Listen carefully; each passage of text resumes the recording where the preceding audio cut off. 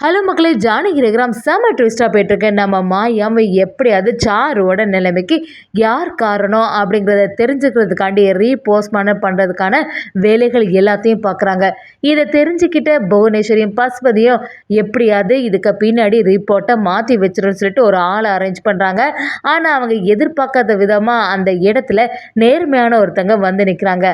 அப்படியே மாயா எல்லாரும் வெளியில் டென்ஷனில் இருக்கும்போது அந்த ரிப்போர்ட்டை எடுத்துட்டு நம்ம டாக்டரும் வராங்க. அந்த இடத்துல வந்து நீங்கள் சந்தேகப்பட்டது எல்லாமே சரியாக தான் இருக்குது. இது சூசைட் கிடையாது, யாரோ இவங்களை கொலை பண்ணியிருக்காங்க. அதே மாதிரி இவங்களை வந்து தண்ணியில் முக்கி மூச்சு திணறல் ஏற்பட்டு தான் இவங்க இறந்துருக்காங்க அப்படிங்கிற எல்லா விஷயத்தையும் அந்த இடத்துல சொல்லிடுறாங்க. இதை கொஞ்சம் கூட புவனேஸ்வரி எதிர்பார்க்கல. மாயாவும் அந்த லாயர்கிட்ட நம்ம நினச்ச மாதிரி இதான் நடந்திருக்கு, இனிமேல் அடுத்த கட்ட நடவடிக்கை பார்க்கலான்னு சொல்லிட்டு அடுத்ததாட்டு புதுசாக முத்து செல்வன் சொல்லிட்டு ஒரு போலீஸ் அதிகாரியை நியமிக்கிறாங்க. அவங்க செம மாசா வந்து எல்லாத்தையும் விசாரிக்க ஆரம்பிக்கிறாங்க. ஒரு கட்டத்தில் அந்த பிரேஸ்லெட் யாரோடதுன்னு கண்டுபிடிச்சிடுறாங்க. அப்படி புவனேஸ்வரோட வீட்டிலே வந்து எல்லாத்துக்கும் காரணம் நீங்கள் தான், உங்களை கைது பண்ண வேண்டியது வரும் அப்படிங்கிற மாதிரி சொல்கிறாங்க. அந்த சீன்லாம் செம மாசா இருந்துச்சுன்னே சொல்லலாம். ஒரு வழியாக நம்ம மாயாவோட புத்திசாலித்தனத்தினால புவனேஸ்வரியும் கைது செய்யப்படுறாங்க. அதே சமயத்தில் ரகுராம் சீனு வெளியில் வந்துட்டாங்கன்னே சொல்லலாம். வீடியோக்குள்ளே போகிறதுக்கு முன்னாடி யாரெல்லாம் நம்ம சேனலுக்கு சப்ஸ்கிரைப் பண்ணலையோ அவங்க சப்ஸ்கிரைப் பண்ணிடுங்க. அப்படியே பக்கத்தில் இருக்க பெல் ஐக்கனை கிளிக் பண்ணிடுங்க.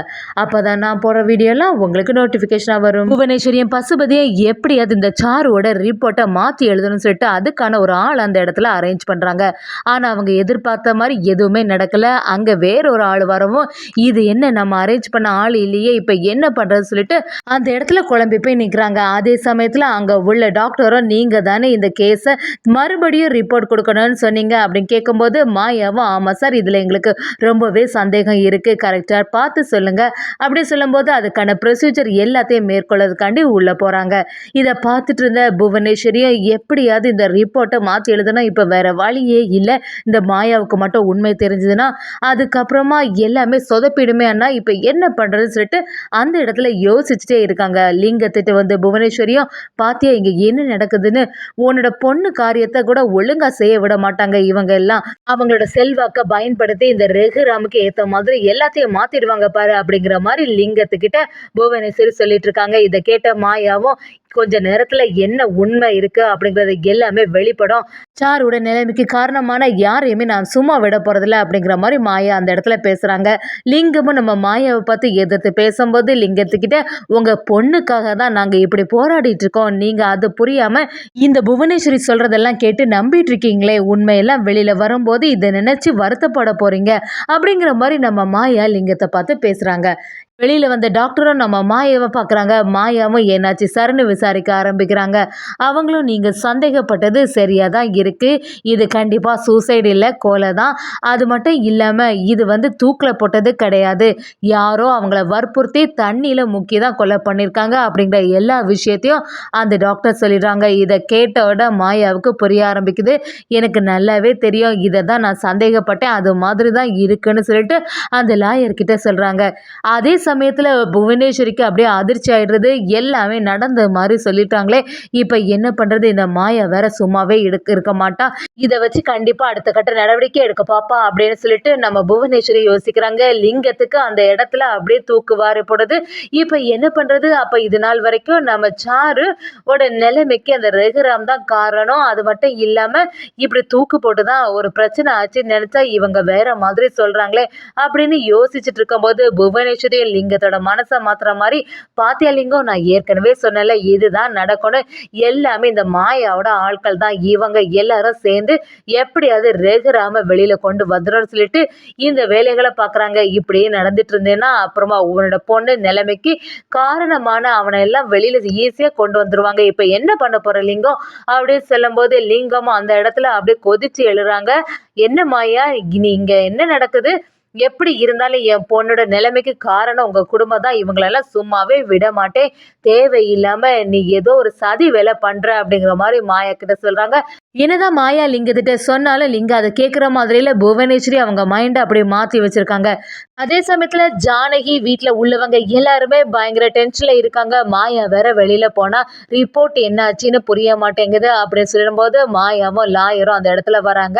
நம்ம ஜானகியும் மாயா கிட்ட விசாரிக்க ஆரம்பிக்கிறாங்க. என்ன மாயா, என்ன நடந்துச்சு, ரிப்போர்ட் எல்லாம் வந்துச்சா, என்ன சொன்னாங்கன்னு கேட்கும்போது மாயாவும் ஆமா பெரியம்மா, எல்லாமே நம்ம நினைச்ச மாதிரி தான் நடந்திருக்கு. சாருவை யாரோ வேணும்னு கொலை பண்ணியிருக்காங்க அப்படின்னு சொன்ன உடனே ஜானகி அந்த இடத்துல அதிர்ச்சி ஆயிடுறாங்க. என்ன சொல்ற மாயா, இந்த சின்ன பொண்ணை யாருக்கு கொலை பண்ணணும்னு தோணுச்சு, இப்படி ஒரு கொடூர வேலையை செய்திருக்காங்களே அப்படின்னு நினைக்கிறாங்க. மாயாவா ஆமா பெரியம்மா, அதே மாதிரி அவ கண்டிப்பா தண்ணியில தான் முக்கி சாவடிச்சிருக்காங்க அப்படிங்கிற எல்லா விஷயத்தையும் சொல்லிடுறாங்க. இதெல்லாம் கேட்டுட்டு இருந்த சிவராமன் மணி எல்லாம் சரி, இதெல்லாம் வச்சு நம்ம ரகுராம் அண்ணனை வெளியில கொண்டு வந்துடலாமா அப்படின்னு கேட்கும்போது மாயாவும் இந்த ஒரு ஆதாரம் மட்டும் போதாது, ஏன்னா இது கொலைன்னு தெரிஞ்சிட்டு ஆனால் அது யார் பண்ணாங்கன்னு ஒரு ஆதாரமும் இல்லை. நம்மக்கிட்ட அந்த ஆள் சம்மந்தமாக ஏதாவது இருந்துச்சுன்னா அதை வச்சு தான் நம்ம இனி கண்டுபிடிக்கணும் அப்படின்னு சொல்லிட்டு மாயா சொல்லிட்டு இருக்கும்போது யோசிக்க ஆரம்பிக்கிறாங்க. அதான் அந்த பிரேஸ்லெட் இருக்கே, அதை வச்சு யாருக்கு அதுன்னு கண்டுபிடிச்சாலே இதுக்கு பின்னாடி எந்த சூழ்ச்சி இருக்குன்னு நமக்கு தெரிய வரும்னு சொல்லிடுறாங்க. சிவராமன் மணி குடும்பத்தில் உள்ளவங்க எல்லாருக்குமே இப்போ தான் கொஞ்சமாவது நிம்மதியாச்சு.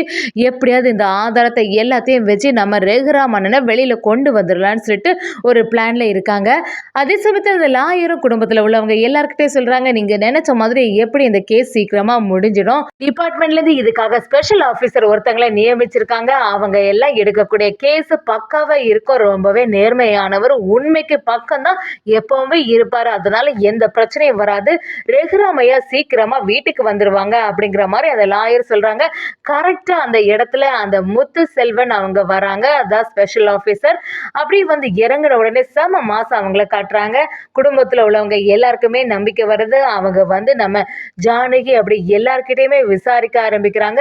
ரகுராமுக்கு யாராவது விரோதிகள் உண்டா, அதே சமயத்துல சாருவோட மேரேஜ் டைம்ல என்ன சம்பவம் நடந்துச்சு அப்படிங்கிறத ஒண்ணு விடாம சொல்லுங்கன்னு எல்லாத்தையும் அந்த ஸ்பெஷல் ஆபீசர் அந்த இடத்துல விசாரிக்கிறாங்க.